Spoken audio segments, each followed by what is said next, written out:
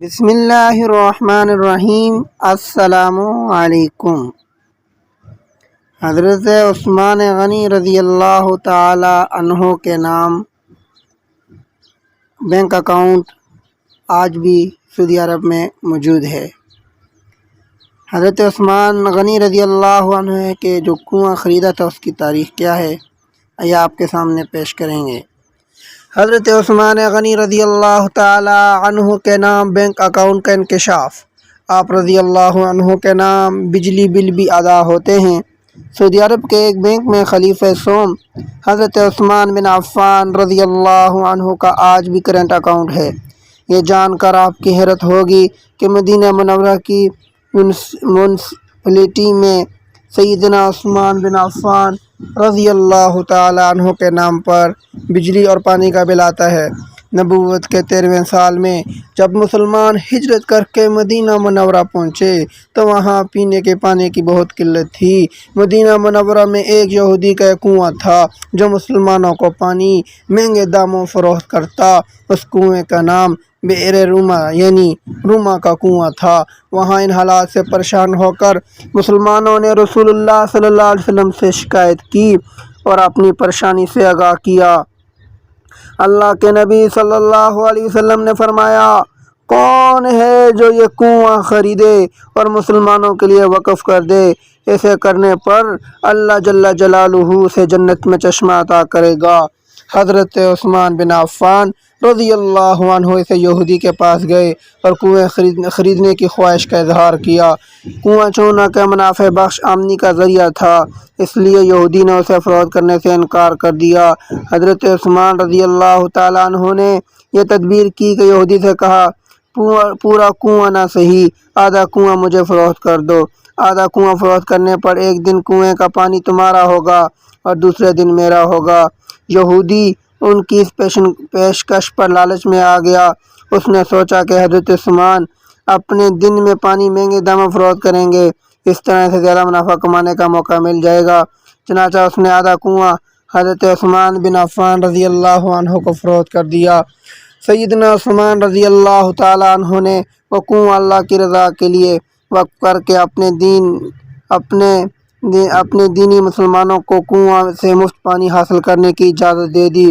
لوگ حضرت عثمان رضی اللہ عنہ کے دن مفت پانی حاصل کرتے اور اگلے دن کے لیے ذخیرہ کر لیتے۔ یہودی کے دن کوئی بھی شخص پانی خریدنے نہ جاتا۔ یہودی نے دیکھا کہ اس کی تجارت ماند پڑ گئی تو اس نے حضرت عثمان رضی اللہ تعالیٰ عنہ سے باقی آدھا کنواں بھی خریدنے کی پیشکش کر دی۔ اس پر حضرت عثمان رضی اللہ تعالیٰ عنہ راضی ہو گئے اور کم و بیش 35,000 درہم میں پورا کنواں خرید کر مسلمانوں کے لیے وقف کر دیا۔ اس دوران ایک مالدار آدمی نے عثمان رضی اللہ عنہ کو کنواں 2 گنا قیمت پر خریدنے کی پیشکش کی۔ حضرت عثمان نے فرمایا، مجھے اس سے کہیں زیادہ کی پیشکش ہے۔ اس شخص نے کہا، میں 3 گنا دوں گا۔ حضرت عثمان نے فرمایا، مجھے اس سے بھی کئی گنا زیادہ کی پیشکش ہے۔ اس آدمی نے کہا، میں 4 گنا دوں گا۔ حضرت عثمان نے فرمایا، مجھے اس سے بھی کہیں زیادہ کی پیشکش ہے۔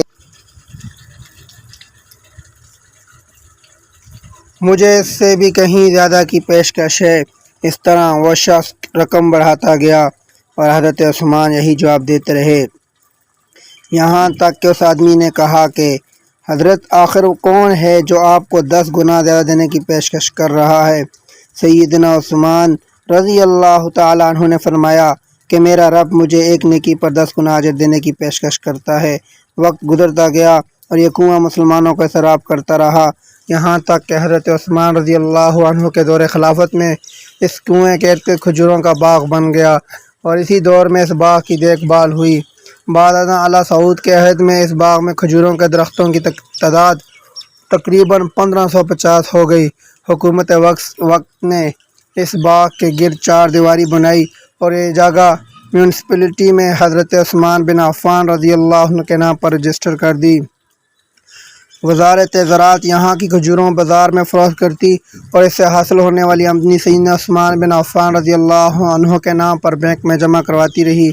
چلتے چلتے اس اکاؤنٹ میں اتنی رقم جمع ہو گئی کہ مدینہ منورہ کے مرکزی علاقے میں اس باغ کی آمدنی سے ایک کشادہ پلاٹ لیا گیا جہاں فندق عثمان بن عفان رضی اللہ عنہ کے نام سے ایک رہائشی ہوٹل تعمیر کیا جانے لگا۔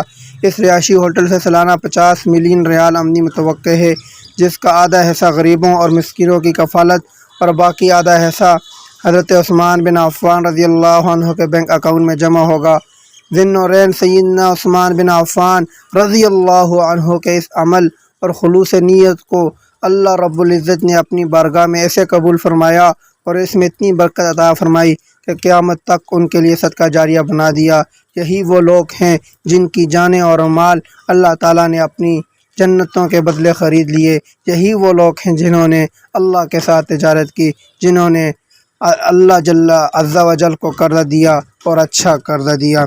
سیدنا عثمان بن عفان رضی اللہ تعالیٰ عنہ وہ مظلوم انسان ہیں، اپنی زندگی کے آخری ایام میں قرآن پاک کی تلاوت کرتے ہوئے ان کو بے دردی کے ساتھ شہید کیا گیا اور ان کو بے دردی کے ساتھ شہید کیا گیا۔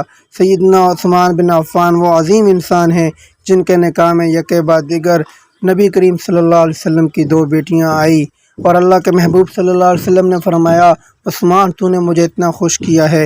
ایک روایت میں ہے کہ اگر میری 40 بیٹیاں ہوتی عثمان میں تیرے نکاح میں یکے بعد دیگر دے دیتا، اور ایک روایت میں کہ اے عثمان میری اگر 100 بیٹیاں ہوتی تو میں تیرے نکاح میں دے دیتا۔ اللہ اکبر۔ اللہ جل شانہ ہمیں صحابہ کرام رضوان اللہ علیہم اجمعین پر نقش قدم پر چلنے کی توفیق عطا فرمائے۔ وما علینا الا البلاغ المبین۔